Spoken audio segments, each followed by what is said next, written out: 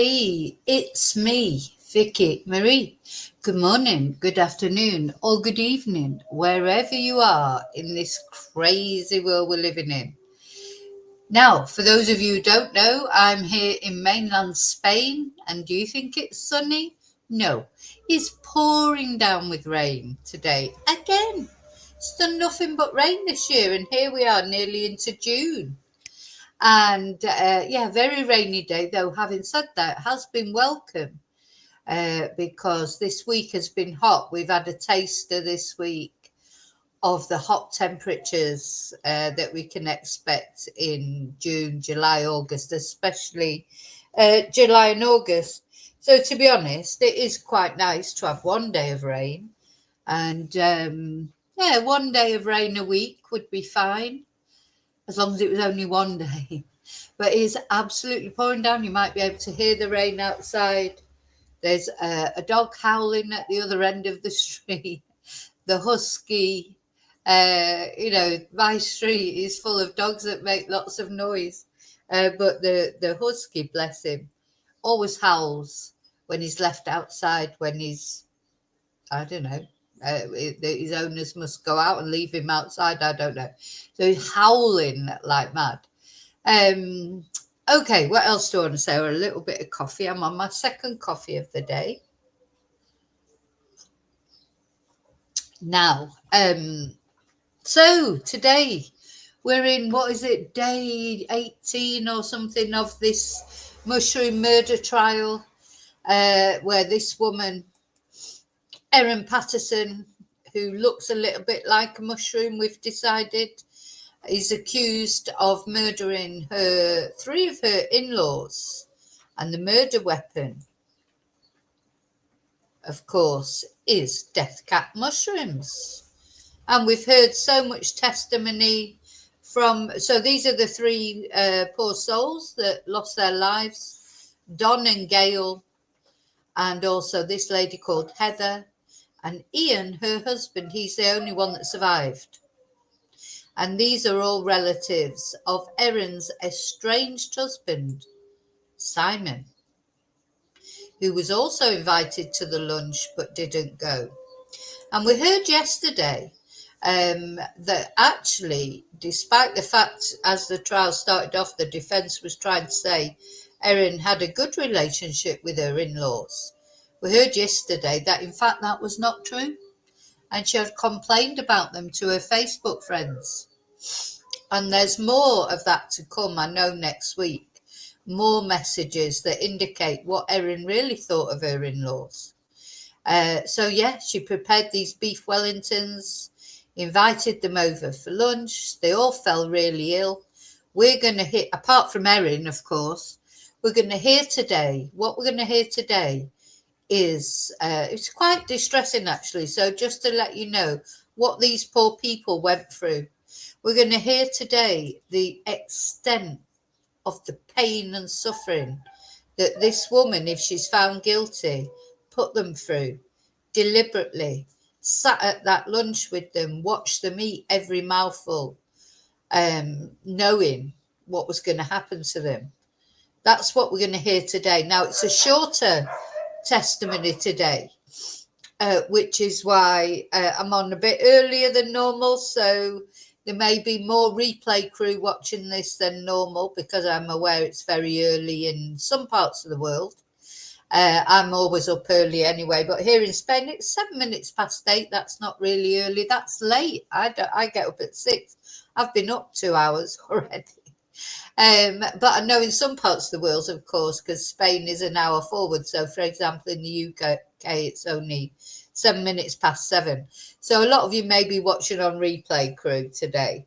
But so the reason that I'm a bit earlier is because the testimony today was a short day. It's a Friday. They never do a full day, do they, on a Friday? So it's a very short day as far as testimony was concerned. So it was finished more quickly than normal. Normally I have to wait until normally when I get up, the trial is, the day is still going on. I wait for it to be finished before I start presenting a live about what happened. But today it was already over by the time I got up, because I don't think I think they only gave an hour of actual testimony. The rest was breaks. They like their breaks, don't they? So anyway, first of all, I just want to say thank you to all of you that are following this case. Thank you for caring about Don, Gail and Heather and Ian, of course. Ian survived, but he had to have a liver transplant to be able to survive. Erin, in the meantime, had little or no symptoms, did she? So it's strange. Well, I think even more so when we hear these symptoms today, that the person in charge of the intensive care unit is going to tell us about. Even more strange it is that Erin literally, well, according to her, had a little bit of diarrhea. You know, she took a 9-second toilet stop when she was on a long car journey to take her son to a flying lesson that never materialized. You know, this, when you see the difference, the contrast in the symptoms that the other people had, I mean, couldn't get more of a contrast. There's no way that Erin ingested any of these mushrooms because they are lethal. If she had ingested them the same as the other people, she would have been as ill as them. And I know I think the defense is trying to say that different factors affect the way that poisoning affects people. And Erin, she's quite substantial, isn't she? Does that, I think the defense has been trying to sort of suggest that because of Erin's physiology, that's why these mushrooms didn't affect her as much. But the difference is so big between, little touch of the runs and what these people went through. And we're listening to this or reading through this just before I came on live, just again, I'm getting really, really, really angry towards Erin now. The suffering she put these people through, elderly people, just foul. And the fact that she could sit there and watch them eat it, knowing what was going to happen, and then lie about having cancer, and they all prayed for her at the end of the lunch. I mean, if you're new to this case, have a look at the playlist. The link's in description. Going back to day one of this trial, it's just, and we're in, we'll be just about to start week 5 next week. Just incredible. It's breathtaking. The callousness of what this woman did. Really, really breathtaking. I think if somebody shoots someone in a fit of rage, it's not as bad as this. Just people get carried away. This took planning, calculating, the lies that were involved, and there's Erin. She thought she was a super sleuth, but anyway, she wasn't as clever as she thought. That's my opinion. We'll see. And every day of this trial, I become more and more convinced that there's nothing, in my opinion, that the defense have offered that has made me feel, oh, maybe she's not guilty. Nothing. Nada. Zilch. That defense has got nothing to work with. Okay, so thank you for caring about them. Thank you for following this case. Thank you for watching my channel. Thank you for liking videos. Thank you for subscribing. Please think about subscribing if you're not subscribed already. It's completely free. And don't forget to press your notifications so you get notifications of new videos that are coming out, either about this case or others, because we cover lots of cases, of course. I want to say a special thank you for my members. We had a members live last night. Every Thursday is members live, exclusive members live. We had a good time as always. Thank you for being members. Thank you to those of you who've bought me Ko-Fis, sent me super stickers, PayPal'd me. Those of you who send me emails. Those of you who leave nice messages. Thank you, all of you, for participating positively in my channel. It means an awful lot to me. Okay, So let me take my banner off. I think I've said everything I need to say. Hello, lurkers. So I don't think there'll be as many lurkers as normal this morning because, as I say, I'm a lot earlier than normal. Hello to replay crew. I think there'll be a lot of replay crew on this video. And now I'm going to say hello to those of you who are brave enough to come into the chat. We don't bite, do we? Well, most of us don't. Hi, Tracy. You're an early bird this morning. Hi, Bluebell. Hi, Darren.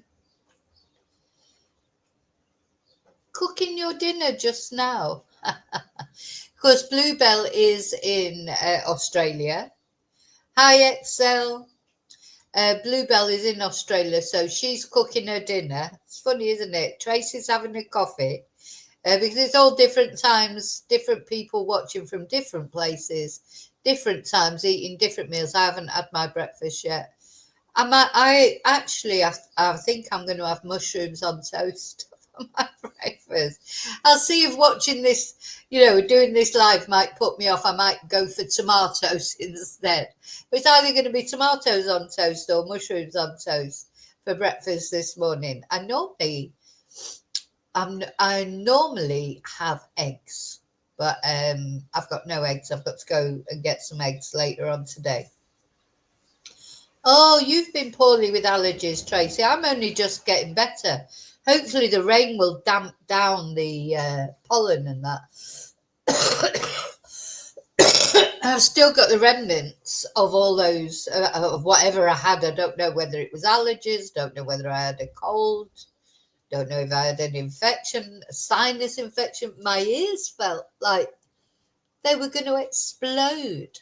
It's a horrible thing. Anyway,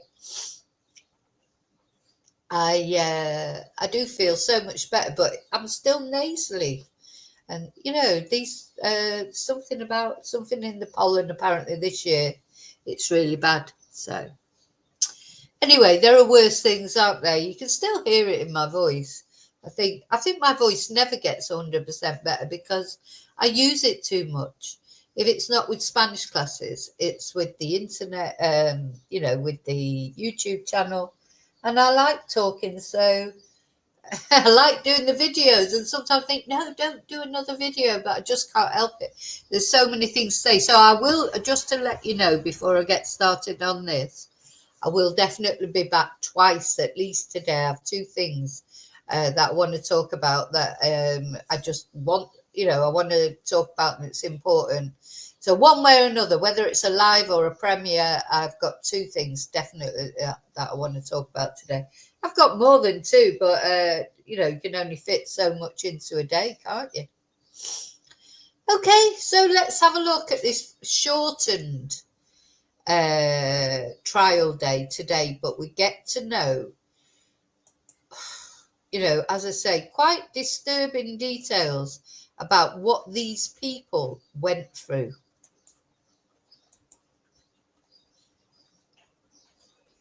And the first witness is Professor Stephen Warrilow, a director of intensive care at Austin Health, where the lunch guests were treated. And I've got a photo of him.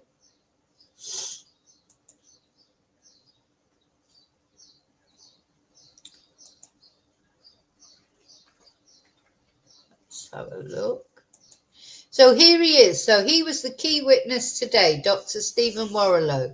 He's in charge of the intensive care. And so he's going to tell us, as I say, what these poor people, how they suffered.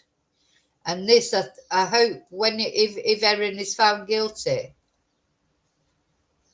I hope this suffering that they went through I hope she gets a really big sentence. I really do. Life, and I mean life, not life. Oh, but she might be out in 10 years.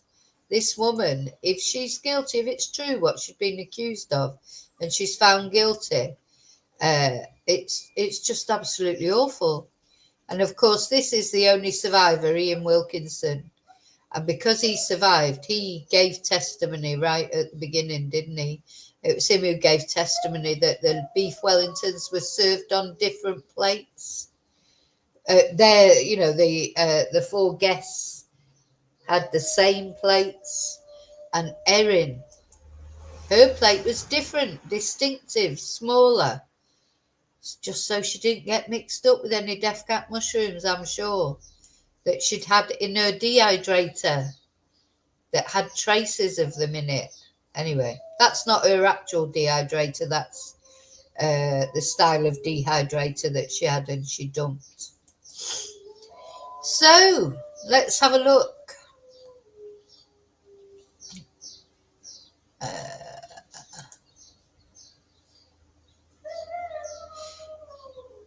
So, Professor Warrilow helped treat Don and Gail and Heather and Ian. And Don was the first patient to arrive on July the 31st after being transferred from Dandenong Hospital, where he'd been diagnosed with acute liver failure. Bless him. So quite quickly after he'd been admitted to the other hospital. So Don is Erin's estranged husband, Simon. Don is his father.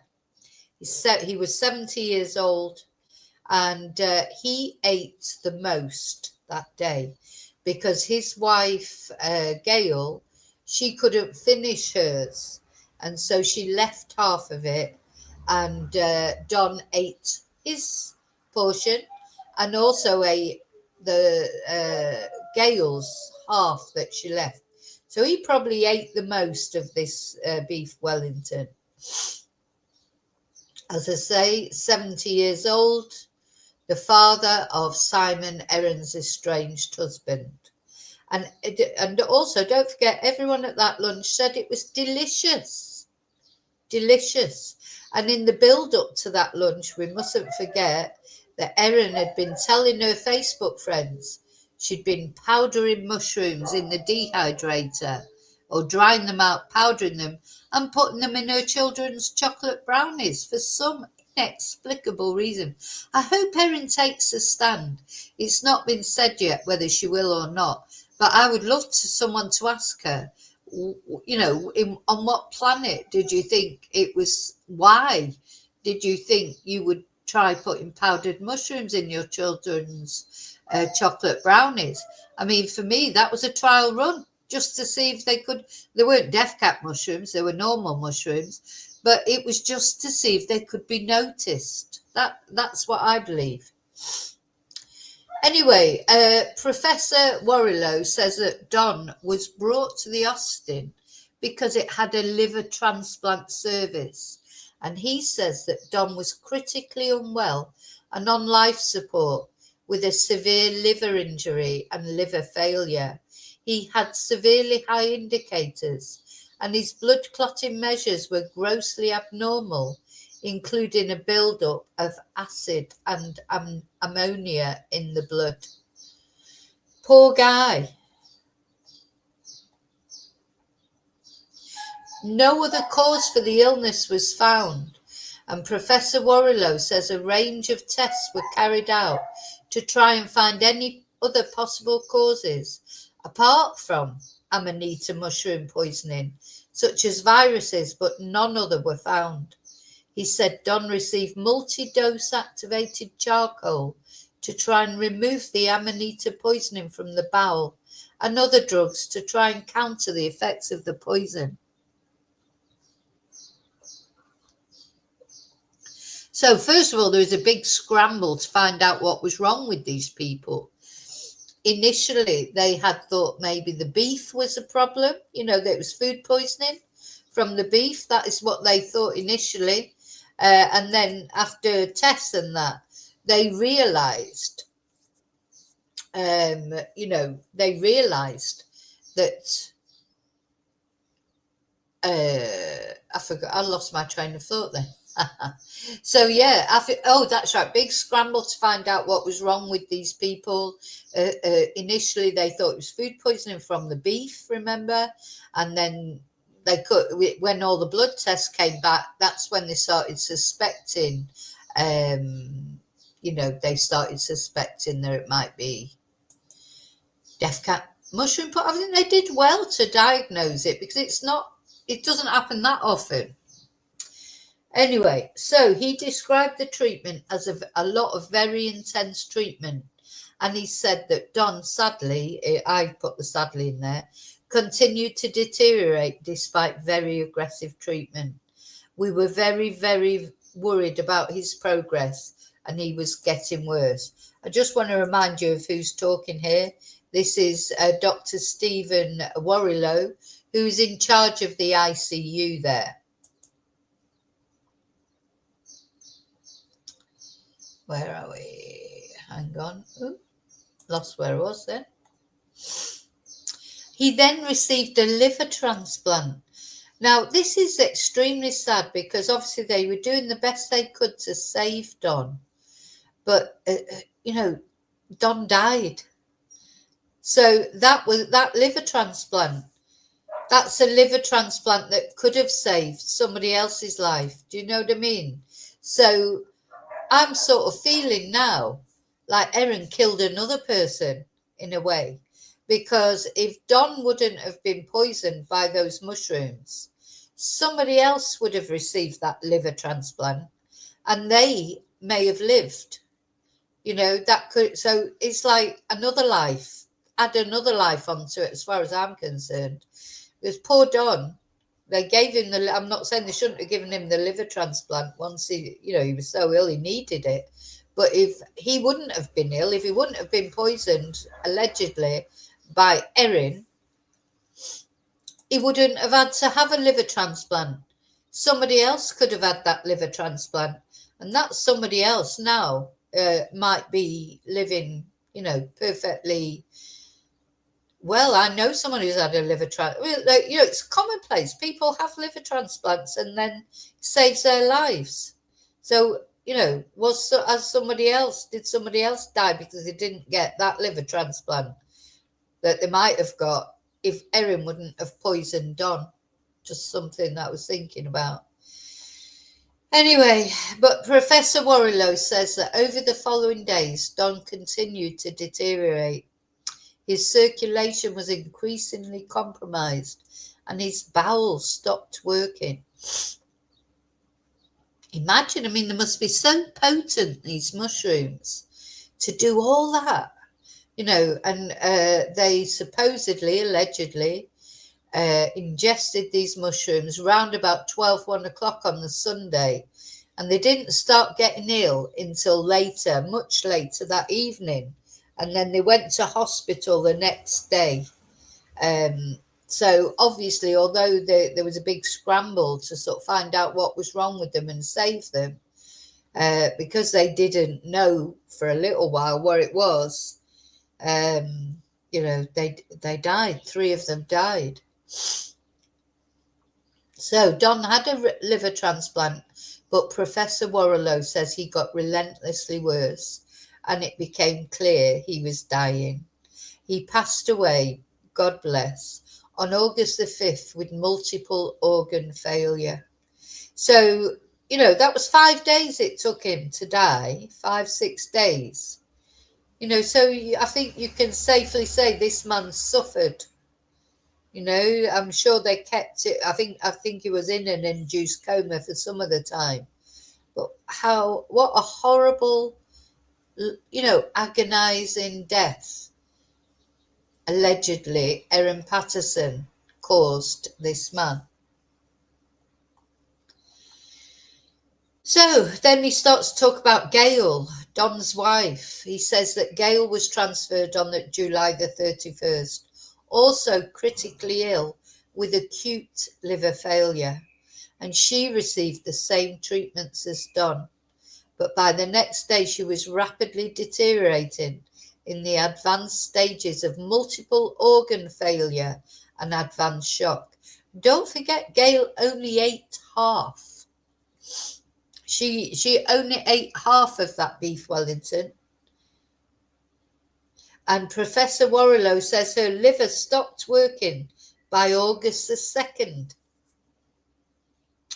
She was on everything we had, he says. Now, bear in mind, so meanwhile, Erin's got a little bit of diarrhea, according to her, and Erin discharges herself 5 minutes after being told that she may have deathcap mushroom poisoning and she may have to have a liver transplant. She says, "Oh, I think I'll go home." And she refuses initially to take her children to the hospital, despite all this going on in the background. I think that's the most incriminating evidence against Erin. Her total indifference. Somebody, you go to a lunch, whether you've cooked it or not,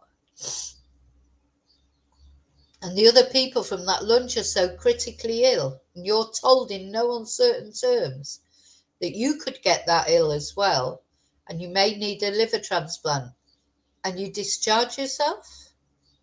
You refuse to take your children to the hospital because they possibly might, be under threat.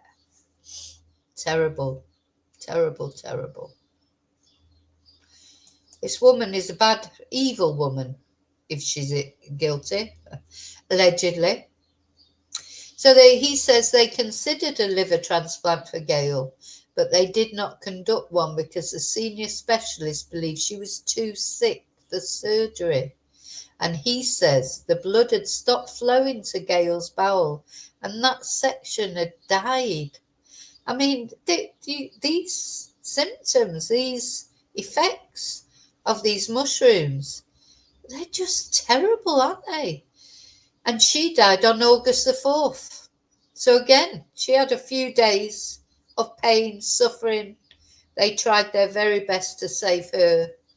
I feel for this hospital staff because, when you try so hard to save someone's life, and I mean, look at Don, even giving him a liver transplant, and the person dies, that must have an effect on you. I mean, I know that's their job, that's what they do. They deal with people dying every maybe not every day, I don't know, maybe, but I know that's their job and that's what they do, but that's got to affect you, hasn't it? And you've done everything you can to save someone's life and they die. It must be an awful feeling. So then he started talking about Heather Wilkinson's treatment. So Don, Gail, and now Heather, all these dramatic symptoms. And Erin, a little bit of diarrhea, touch of nausea and diarrhea. She still carried on eating, didn't she? She still ate that evening, the next day. She never missed a beat, did she? So, she still went on that long journey to take her son to the flying lessons.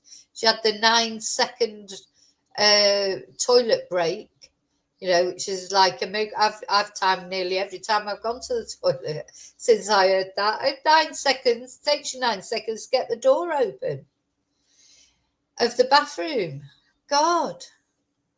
So, Professor Warrilow says Heather was transferred on August the 1st with very similar symptoms to Don and Gail. He says she was critically ill with multiple organ failure and was on similar treatments as the Pattersons. By August the 2nd, she was rapidly deteriorating. Oh, bless. So these poor people, I mean, they went to lunch. They were thrilled to be invited.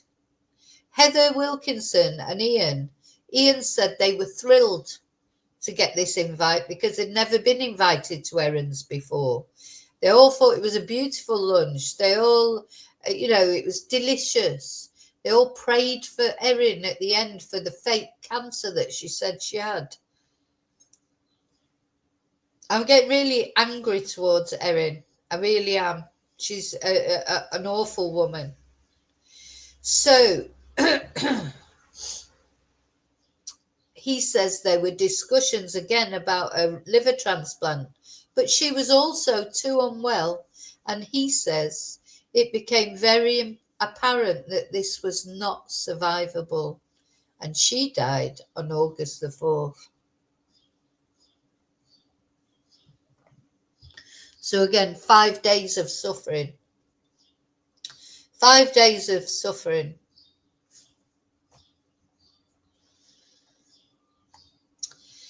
So Ian Wilkinson, he was the last to arrive at the Austin. He came on the same day as Heather with similar symptoms, including acute liver failure. And Professor Warrilow says he was on ventilation and was critically ill. Now, I just feel that maybe Ian must have been the healthiest in the first instance, because he's the only one that survived. So he must have had some reserves in there. And he says by August the 2nd, Ian was extremely unwell and continued to deteriorate, needing support for his circulation. On August the 4th, the acid in Ian's blood was higher. And he says that Ian started to slowly improve from August the 5th and was off ventilation by August the 14th. He was eventually sent to Heidelberg Hospital and he was discharged. And Professor Warrilow said he came very close to dying. Now, he doesn't mention the liver transplant there, but I think that Ian did have a liver transplant. So he was then, Professor Warrilow was asked to explain why the Amanita mushroom poisoning diagnosis was made on the basis of mushroom consumption and no other cause being identified. And he reveals that the hospital had no test that specifically identifies Amanita toxin. He says the treatments are not 100% effective and there is a high mortality rate, even with optimal care. Then the court takes a break. I don't even know why they needed a break when they hardly did anything this morning, but anyway, never mind. So, the court remains on a break. We're back from the break. The defence has no questions for this defence is absolute rubbish, isn't it? I mean, well, having said that, there's nothing. Hi, Joanne. There's not much really you can say when you've got, this guy, an expert, well, the person in charge of ICU, he's given his evidence. What they're going to say, what they're going to, this is the defence barrister, Colin Mandy, and Sophie Stafford, his sidekick. Probably Mr. Mandy wasn't even there just for an hour's testimony. I don't know. He don't like turning up really, does he? Or not on time, and he likes to go early, apparently. Even Justice Beale, the judge, made a joke about that. So anyway, the defence had no questions for this witness. And so he's finished his time in court. And then the digital forensic expert with Victoria Police, we've heard from this guy before, this guy with a very unusual name, Shaman Fox Henry. He's called back to the stand. Let's have a look at him. I've got a picture of him somewhere. And we've heard him talk a couple of times, haven't we? This is him, Mr. Fox Henry. So he came back to the stand. And Shaman Fox Henry is the witness who took us through the group chat messages. Remember those that we heard yesterday? Erin saying that Simon was a deadbeat dad. And she couldn't stand his family anymore. They weren't, this family, blah, blah, de, blah, de, blah. That's yesterday when we found out that actually Erin didn't have such high regard for Simon's family as she kept saying she did. She said, they're like my own parents. In the meantime, she's slagging them off within the Facebook book groups. So he was the witness who took us through the group chat messages, also the images taken from Erin Patterson's tablet. So remember, in the images there was photos of deathcap mushrooms and other data, including searches. So she'd searched the iNaturalist website. She's looked at the deathcap mushrooms and where they were. And prosecutor Jane Warren takes him back through the mobile phone report, clarifying dates and times within the report. And that was it. Today, an early finish to today's evidence. The court has adjourned for the week. It only heard just over an hour of evidence this morning, and it's scheduled to return on Monday. So basically, let's have the summary. They always give a little summary at the end. It was only a short session of court in Morwell today. The first witness was Professor Stephen Warrilow, a director of intensive care at Austin Health, where the lunch guests were treated. Let's have another look at him. Here he is. This was the guy. He's been on the telly a little. I had a little research into him. His daughter is also a doctor, and apparently during COVID they were both on the front line. So, he's quite. I think he's quite well known in that area, like for being on the telly and what have you. Then we heard briefly from the Victoria Police digital expert Shaman Fox Henry, who was only on the stand for a minor clarification from yesterday's evidence. So here's what we learnt this morning. Don Patterson received a liver transplant at the Austin Hospital, but Professor Warrilow said he got relentlessly worse, and it became clear he was dying. But don't forget, he did not die until the 5th. So he'd been ill for at least 5 days. Gail Patterson and Heather Wilkinson were both too unwell to undergo surgery, so did not receive a transplant. Ian Wilkinson came very close to dying, but slowly started to improve after almost a week of treatment. That's a miracle, really, isn't it, that he survived? And Professor Warrilow says the hospital does not have a specific test for amanita mushroom poisoning. So the diagnosis of the Pattersons and Wilkinson's illnesses was based on factors including their consumption of mushrooms, their symptoms, and that tests for other causes, such as viruses, were negative. And Professor Warrilow says treatments for amanita poisoning are not 100% effective, and there's a high mortality rate, even with optimal care. Let's have a look. Is this a video? No. Would have just played that video if it was, but don't think there was a video today. There might be a video down at the bottom. Let's have a look. No. I mean, there will be videos on the news there. But anyway, that's it. That's basically what happened today. So a short day. But I think again, every day things come out, to me, reading through those symptoms and what those poor people went through, what these poor victims went through. And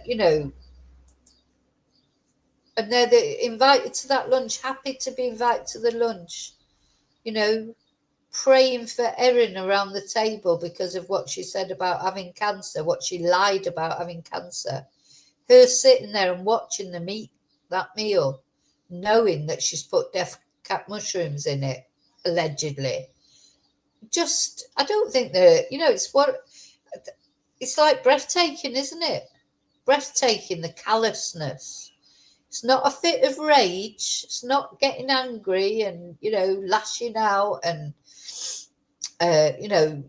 even though all murder is horrible, of course.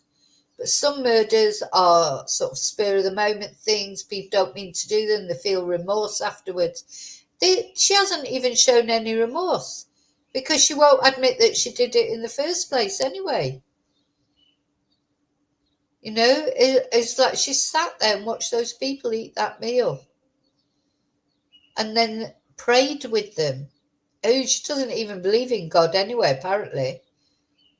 prayed with them, told them. So don't forget, she was researching cancer, ovarian cancer. She was searching for information about it, probably searching to see what she should say, because it has been proven now. She has never been diagnosed with cancer. And her defense were trying to say, oh, she didn't say she had cancer. She said she had suspected cancer. And Ian Wilkinson, thank God he survived, because he can give his testimony. He gave his testimony. And he said, no, she did not say she had suspected cancer. She said she had been diagnosed with cancer. So that's a very first lie straight away. And as she was saying that to them, she knew she'd poisoned them. Now, she may not have realised it was going to kill them. Maybe. I don't know. You know, how well had she researched these mushrooms? Did she know that they would kill, or was she just trying to make them ill? You know? Or was it all just a tragic mistake? That's what the defence is saying. So don't forget as well, yesterday we heard that guy, I can't remember his name, but the guy from the the local sort of environmental health agency, he was tasked with finding the Asian supermarket where Erin said she bought those dried mushrooms. And it doesn't exist. Doesn't exist, that Asian supermarket. He didn't find anything. She said she bought these mushrooms in these dried mushrooms that she used for the mushroom paste. She bought them in an Asian supermarket. That poor guy had to go round, you know, like how many was it? Was it 40 or something? Asian supermarkets, because she couldn't remember which one she bought it from. She couldn't even remember the area she bought it from. She gave 3 areas that she possibly could have bought the mushrooms from. And we heard yesterday that his testimony. Anyway, they couldn't find anywhere where she possibly might have bought these mushrooms. And the reason they couldn't find anywhere is because that's not what happened, of course. So, Troy, that's it, Bluebell, Troy. Yeah. So, this is where we are. This is where we are. Yeah. We're at the end of the 4th week. We're going into the 5th week. And, yeah. Hi, Maria. Yeah, horrible, isn't it? Just horrible what it does. Does to them. But anyway, I think the most important that I think I've got out of today's sort of hour of testimony is that is a marked difference between the symptoms they had and the symptoms Erin said she had. You know, it's not like just a little difference. You know, this is a massive difference. These people were gravely ill. So even if Erin had not had as much of the mushrooms as they had had, even if the fact that Erin's perhaps a more substantial frame than the others sort of mitigated the symptoms, there's a massive difference. They, you know, immediately, practically, once the symptoms started displaying themselves, the hospital just couldn't help them. You know, they tried their best, they're scrambling to help them, but the symptoms and the effects were so traumatic. There was only Ian that they could save, and they couldn't save Don despite giving him a transplant. Whereas Erin, oh yeah, a little bit of nausea, a little bit of diarrhea. Come on. There's too dramatic, the differences. You know, if Erin would have got really ill but survived, that's a whole nother thing. Like Ian, he was just as ill as them, but he did survive by some miracle. Erin was never ill, never ill. Really, and I don't even believe she had diarrhea, to be honest. So, because I'll tell you, well, I'm sure you all know, if you've ever had an upset tummy, you don't go a foot away from your toilet, do you? You can't go anywhere because you just don't know, do you, when you might have to just dash to the loo. So you're certainly not going to go on a massive long trip to take your son for flying lessons. I mean, come on, it wasn't exactly urgent, was it? It's not like you'd just cancel the flying lesson, wouldn't you? I think it was an hour and a half, the drive that she had to take her son for flying lessons. Well, the first thing you do when you were ill with diarrhea is you'd be on the phone to that flying instructor and say, "Look, I'm sorry, we're not coming today." Wouldn't go on an hour and a half journey in the car. And then, of course, she did stop once to go to the bathroom. She was there 9 seconds. She didn't even go to the bathroom, I don't think. I think she probably disposed of some items, flushed them, that maybe flushed some things down the toilet or whatever. She went in the toilet and she was out again 9 seconds later, according to the CCTV. Whereas in the meantime, these people, they've gone through all that we've just heard about. So, do you know what? It's like another nail in Erin's coffin, I think, if you pardon the expression. There's no way she had ingested any of those mushrooms. So, well, and exactly, Bluebell, would you care that it's a flying lesson? It's not as if it was like, I don't know, a big thing that he had to attend. Other people were relying on him, or it was a bloody flying lesson. And ironically enough, then the flying instructor in the end rang her when she was halfway there and said and called it off because of the weather conditions. And she got snarky with him. I'd be like, oh, thank God for that. I'm glad we don't have to go. I mean, not that I would have even gone in the first place, but supposing you sort of didn't, maybe her son was going, oh, please, please, I don't know, but I wouldn't have gone, not if I was ill. And she got snarky with him, didn't she? Got annoyed with him for cancelling the lesson. And she was guzzling food all day that day. Do you know what I mean? So she can't have been that ill. When I don't think the other people could have managed to eat anything. So, yeah. Yeah, hi, Mello. Yeah, I do think definitely she went in that toilet for a reason for 9 seconds. But whatever the reason was, it wasn't to go to the toilet. It would take that long just to get your trousers down or whatever. Oh, that was the other thing, because remember, she was wearing white trousers. Now, let's face it, if you've got an upset stomach, you're not going to be wearing white trousers, are you? You certainly wouldn't be wearing white trousers. So, yeah, I think it's quite breathtaking, the planning that's gone into this, allegedly. And we have to wait for the verdict, don't we? But I just don't know how it can be anything. You've put everything together, and of course, the total lack of defence. Again, the defence did not cross-examine that witness. There's nothing they can say. There's nothing to cross-examine. So the only thing the defence can try and do is try and prove she did not mean to put those mushrooms. That's all the defence can do. These people died of deathcap mushroom poisoning. It was definitely in the beef Wellington. There were remnants in the dehydrator, etc. The only thing the defence has got is to say Erin didn't know. But of course, we've seen from her searches, from the digital evidence, that she was searching about deathcap mushrooms. She was in the areas that the deathcap mushrooms were reported to be growing. I mean, could there be any more,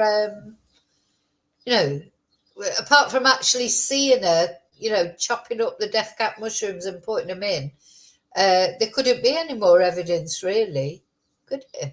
So, and now I do feel that we've got a motive now that we know that she was angry with Simon's family, you know, because we've been like right from the beginning, you know, right from the beginning, we've been like, why would you do it? You know, she seems to have so much going for her and, you know, financially stable and her kids. I think she does love her kids. You know, why do that? Why put all that at risk just through spite? You know, but people do it. People do it all the time. Oh, Kylie Minogue. Sorry, I'm just, I think somebody gave me a compliment, must have given me a compliment there, so thank you. Um, Thank you. And I wish I did look like Kylie Minogue. I wish I did. I love Kylie Minogue, actually. Oh, do you know this morning I cannot find my daisy earrings? Talking of pink, yeah, and where pink is my favourite colour, but I don't know what I've done with my daisy earrings.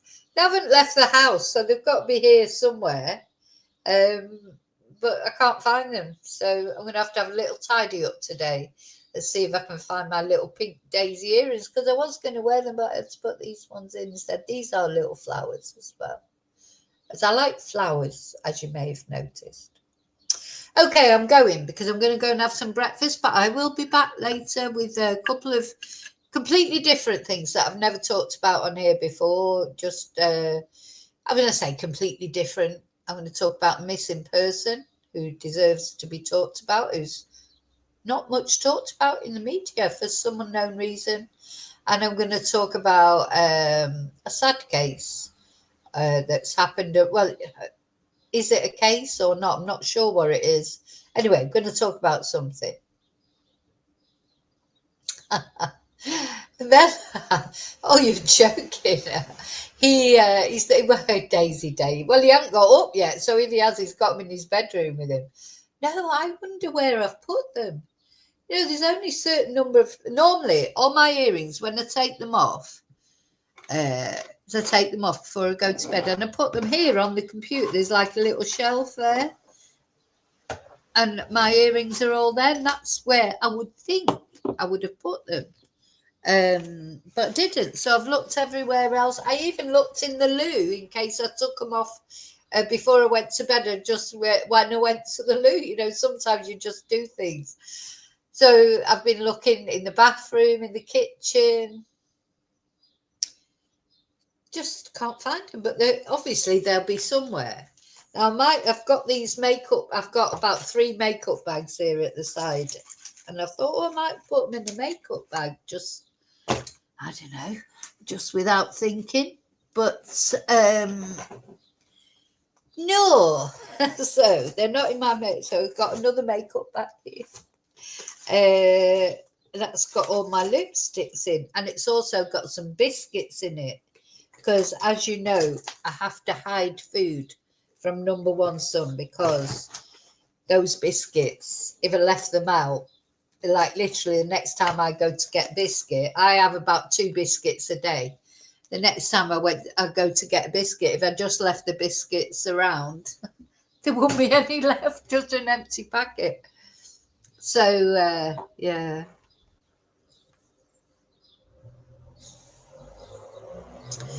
Yeah, that's it. You're right, Tracy, because when you're getting ready for bed and you're tired. Oh, I found them. I found them. Ah ha ha. They were at the back. What they were doing, I don't know. So I've got like the computer tower, and on top of that is like a computer stand where I put my laptop if I ever use that. And it was right at the back, underneath, right at the back. There they were. Too late for this video, but I'll have them on later. Hooray! Yeah, it's the waffle. It's the waffle melon. I'm doing a waffle. Yeah, I'm so happy. Because I was thinking, have I thrown them away? You know, like I thought, have I thrown them away by mistake? You know, or were they underneath some clothes and I've put them in the washing machine? Or, you know, you start thinking all sorts, don't you? But I haven't. I have my little.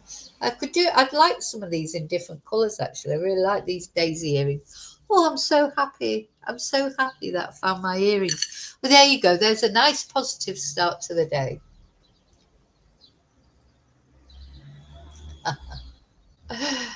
Oh dear.